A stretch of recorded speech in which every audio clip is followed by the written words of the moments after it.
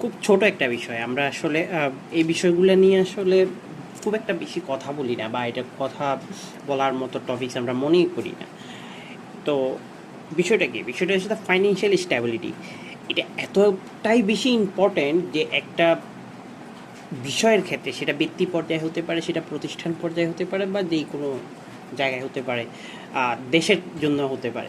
তো এই financial stability নিয়ে আসলে খুব একটা কথা বলা হয় না। আসলে এই জিনিসটা আমরা সবাই জানি, বা একটা কথাই যদি বলে দিই ফাইন্যান্সিয়াল স্ট্যাবিলিটি কী, সেটা হচ্ছে এরকম যে যেখানে সবার একজন ব্যক্তি ক্ষেত্রে যদি বলি, তাহলে একটা ব্যক্তির যথেষ্ট পরিমাণ টাকা থাকবে, সে প্রতি নির্দিষ্ট সময়ে নির্দিষ্ট পরিমাণ টাকা আর্নিং করতে পারবে, তার কোনো ঋণ থাকবে না।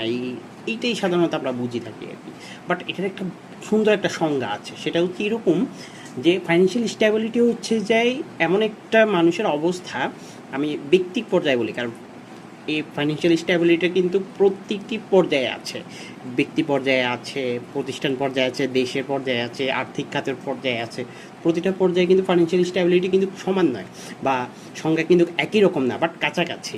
আমরা যদি ব্যক্তি পর্যায়ের ফাইন্যান্সিয়াল স্ট্যাবিলিটির কথাটা বলি, তাহলে এরকম দাঁড়ায় যে একটা ব্যক্তির এমন একটা অবস্থাকে নির্দেশ করে যেখানে একটা ব্যক্তির দৈনন্দিন খরচ থেকে শুরু করে ঋণ পরিশোধ, তারপরে তার সঞ্চয়, সকল কিছু একটা স্থিতিশীল অবস্থায় থাকবে, যেখানের মধ্য থেকে মানুষের আলাদা কোনো বাড়তি চাপ তার মধ্যে ক্রিয়েট হবে না। যে হঠাৎ করে যদি কোনো বড় ধরনের খরচও চলে আসে, সেই জায়গাটাকে সে সেটাকে বহন করতে পারবে।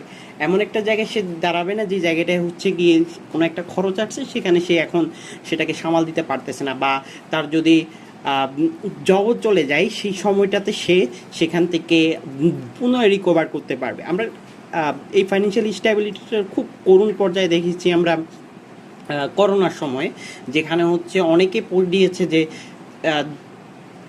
20 বছর বা একটা নির্দিষ্ট সময়কে নির্দেশ করছে এরকম যে এত বছর থেকে গেলাম যে শহরে, সে শহর আর আমার হলো না।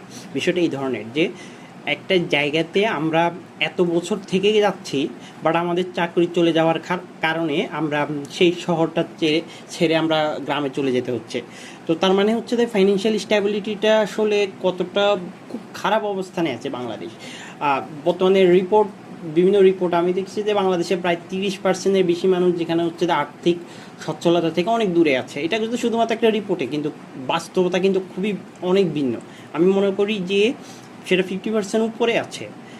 কারণ একটা মানুষ বাংলাদেশের প্রেক্ষাপটে আর্থিক অবস্থা বা সকল কিছুর অবস্থানে একটা মানুষের ন্যূনতম আয় দরকার হচ্ছে, যেখানে 30,000 টাকার উপরে তাকে